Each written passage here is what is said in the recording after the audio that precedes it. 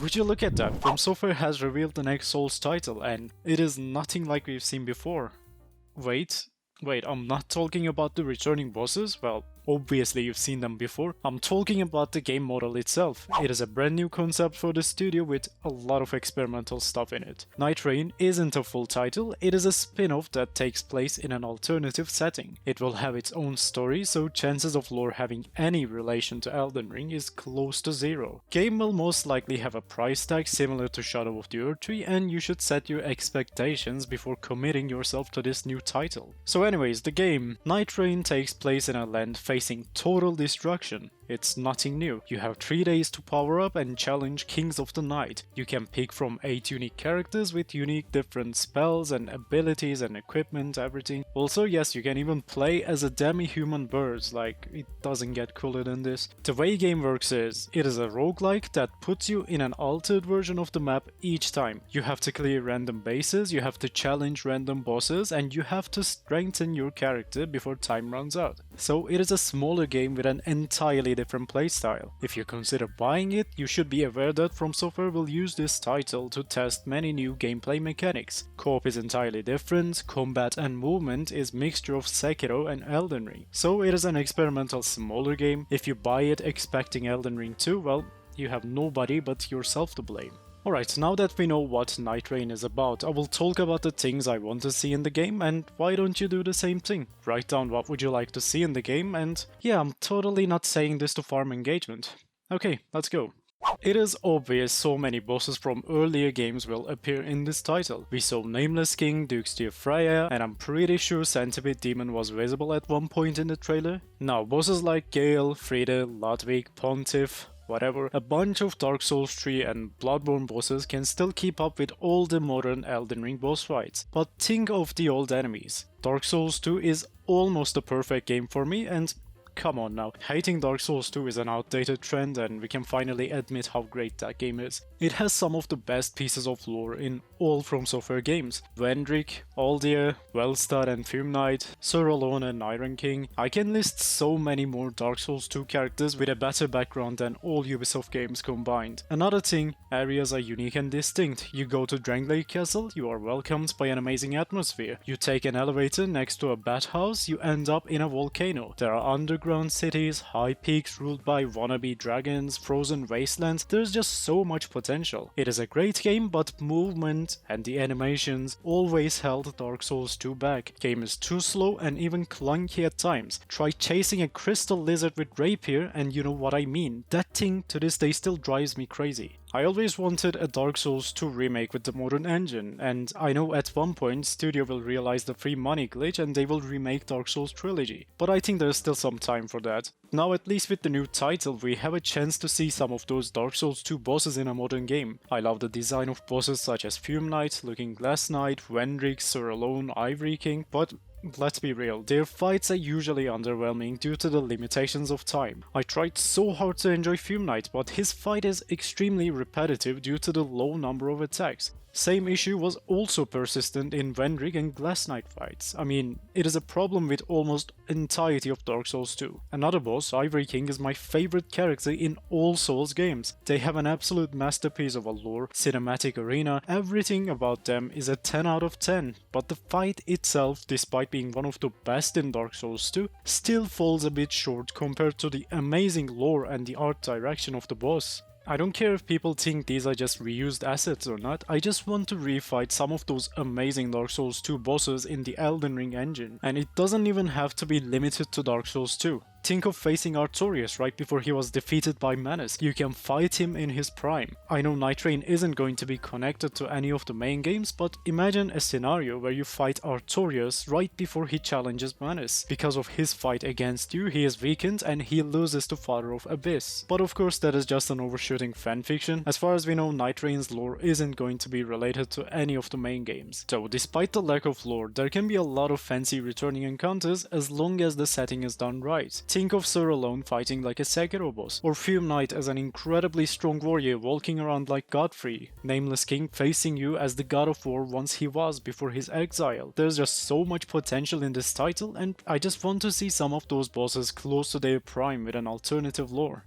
So even if we're just getting the returning bosses, I wouldn't mind an alternative lore and a different bit of touch for each boss fight. Developing a boss and then abandoning it 90% through the process is a FromSoftware tradition. Almost all Souls games have unused bosses that were removed from the game for right reasons. Undead King Jarell is one example. You don't really need an Undead King when you have Nito, First of the Dead, Minister of the Undead Affairs. However, being removed from the game doesn't mean it was a bad design or a failed boss, like this puppy in Fahrenkeep never had its chance to show its skills in the third game, but the moveset was brought back in Elden Ring. I don't know how to describe these abominations, but yeah, they finally started using their full moveset in Elden Ring, though I would be okay if they didn't, to be honest with you. I hate them. Point is, there are still lots of abandoned enemies that never had the chance to shine because they couldn't fit in the lore and the overall story of those games. Abandoned and cancelled bosses aside, one character I want to see is an entirely different but a predictable one. I really want to see Godwyn the Golden as a boss, like FromSoftware, please just make it happen. In Elden Ring, Godwyn is dead, most demigods don't care about him. If Godwyn was a game, he would probably be Concord. So he is gone, he can't be resurrected.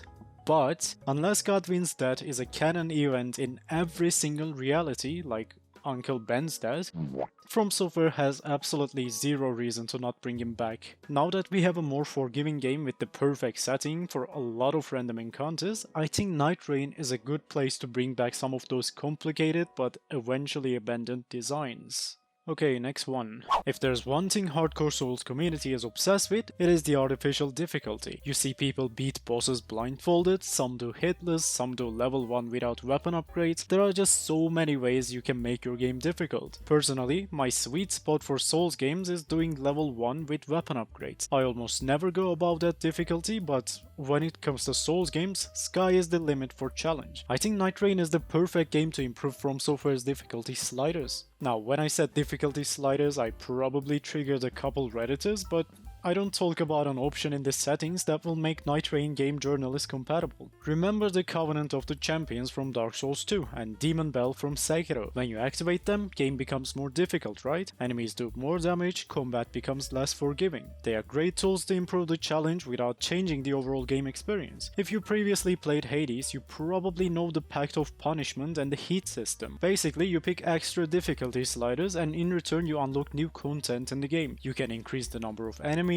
their health and damage, you can put a time limit, you can add new bosses to the run. There are lots of fancy sliders and they all add a new perspective to the game. Replayability will be the key for this game's success, and I think having difficulty sliders to make the game more challenging would only change the game in a good way. Think of it, you already slain all kings of the night multiple times. You return to round table and Firekeeper says, "Wait my dude, don't celebrate yet, what are you doing? There's more, now get back to work." You interact with a sinister looking cup or any type of item and turns out game has barely started. You can unlock the inner versions of bosses like Gale and Nameless King, and just think how amazing this entire thing could be. Difficulty sliders that add new challenge are definitely a must-have in roguelikes, and no matter how you look at it, this should be in Nightreign. So do it! Add new ways to make the game more difficult and reward the players with new content. Game will be mostly experimental, so I expect to see a lot of new playstyles with variety of weapons and spells. Each Souls game has a weapon type that shines over the others, but this is of course entirely a personal take. If you enjoy playing Souls games with spears, Dark Souls 1 is the perfect game. To this day, Silver Knight's spear has no match. It was by far the most satisfying version of this weapon type and I just can't get enough of it. I tried so many spears in Elden Ring, but none of them really felt as satisfying as the Dark Souls 1 version. Similarly, Dark Souls 2 nailed the playstyle of rapiers and twin blades, as long as you're not chasing crystal lizards. Ice Rapier and Frozen Needle are essentially the same weapon, but Frozen Needle never felt as reliable as its Dark Souls 2 counterpart.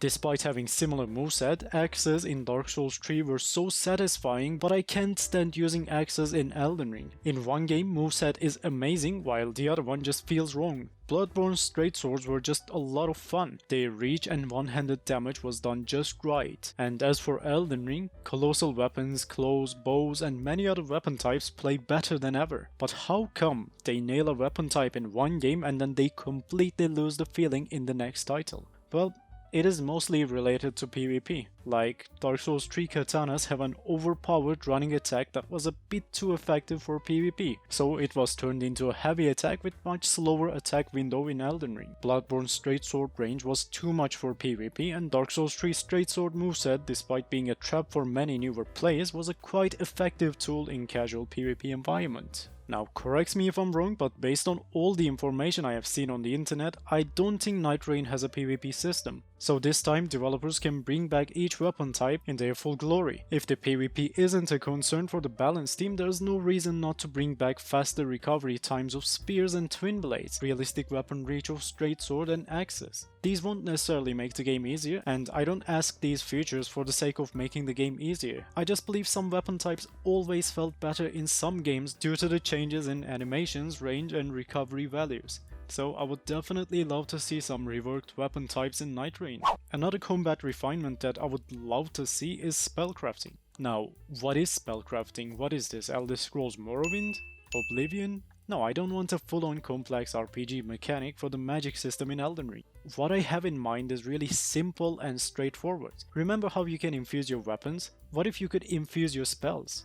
Elden Ring added so many amazing spells, but do you really have a lot of variety in your caster build? There are more than 100 sorcery spells, but in most cases you only need 4 of them. Lightning builds have 3 options. You have Big Nuke, Fast Lightning Beam and Slower Lightning Beam. And some spells are so useless that you will only use them as glorified gestures. Each spell is fun in its own way, but unless you're role-playing as a certain character or limiting your build with a certain challenge, a handful of spells will always outperform all the others in every single instance. This was an issue since Dark Souls 1. As long as you had Crystal Soul Spear and Dark Beat, there was absolutely zero reason to use any other spell. If the boss is resistant to dark damage, you use Crystal Spear. If that isn't the case, you can continue spamming Crystal Soul Spear. But Dark Souls 1 kind of prevented this issue by limiting the spell use so you couldn't exclusively spam the broken spells. You still needed those other spells with slightly higher cast limit. Now obviously bringing back spell cast limit would only be a step back and a downgrade. Instead, there has to be a new system to make inferior spells viable. This can be achieved by infusing spells. When you fight Vorticex, you know his lightning inflicts death blight. Seed the Scaleless curses with his crystals. Calamite deals physical damage with his fire attacks. All these bosses have an extra effect in their strikes because they are infused with other elements. So just imagine doing the same thing with your spells. You talk to a spellsmith at round table, you open the upgrades window and you can add certain infusements to certain spells. And speaking of an infusement NPC, can we please have Big Head Logan as Spellsmith? I still don't know why is he called Big Head Logan, so this may be a good chance to figure out. Who knows? I just love the idea of taking a low level spell and infusing it with an extra modifier. Think of upgrading Crystal Burst with Bleed or Poison. It is a spell pretty much nobody uses, but with a decent upgrade you can turn it into a shotgun for status effect. Wait, I keep calling them infusions, but they're called Affinities in Elden Ring, right? Oh well, I'm not changing the script now, we have to live with it. So, implementing weapon infusion. Weapon affinity system to spells would create a possibility for endless build variety. This is probably too complicated for a spin-off, but I really want to see this in a Souls title at one point. Nightreign will come with a selection of different playable characters. Each character has an arsenal of unique abilities, but it is clearly more detailed than what the trailer showcased. We have one character that plays like a Dark Souls character, while another one uses Hunter's moveset. There's no doubt each Souls game brings a lot of improvement to the combat. Slight differences in each game might not satisfy every player, but combat positively changes with each title. When the first Elden Ring gameplay trailer was revealed, main character was sidestepping, blocking hits with his sword. I remembered that particular scene giving me a lot of excitement about the combat of Elden Ring. I assumed we were going to have a similar defensive mechanic like the one Sekiro had, but seeing the weapon blocks being as useless as ever was disappointing. Eventually they added a way to buff weapon blocks, and perfect blocks were somehow functional in the game, but they never felt as satisfying as Sekiro's deflection system. And I'm not even talking about the shinobi prosthetics. Think of all the possibilities with such a mechanic in Elden Ring. Grappling hook, flamethrower, throwing knives, spare weapons as combo extenders, Nightreign can add multiple playstyles, and it absolutely should. Movement and combat system of Sekiro, Bloodborne, Elden Ring combined in one game, Nightreign can offer an amazing replayability. I play a lot of roguelike games: Risk of Rain, Hades, Dead Cells, Slay the Spire, Enter the Gungeon. Roguelikes are not all about procedurally generated maps and random encounters. If you can manage to tell a good story in a roguelike game cycle, then you create a masterpiece. Hades 1 and 2 are the greatest examples of this model. Failing a run is part of the game. Each encounter offers a new dialogue from different characters. You encounter new NPCs, you slowly earn your place inside the game world. And I believe this is a must-have model for a game like Nightreign. Souls games already have a decent replayability value, but if developers somehow turn the death into part of progression, Nightreign will easily offer a 100-hour adventure. Think about it, each run you unlock a new piece of lore special to that run. You occasionally find a hidden boss that is stronger than the others. Once you slay certain bosses, you unlock new secret areas. There can be a lot of different ways to implement a well-structured progression system, and I believe it is a crucial step for such a title. I know this is an entirely different title, but I don't see Nightreign as a quick cash grab. I believe FromSoftware will genuinely use this title to experiment so that their next main title comes out in its best possible version. Right, good, you made it to the end. I expect to see you in another video, and yeah, I will see you there. Bye.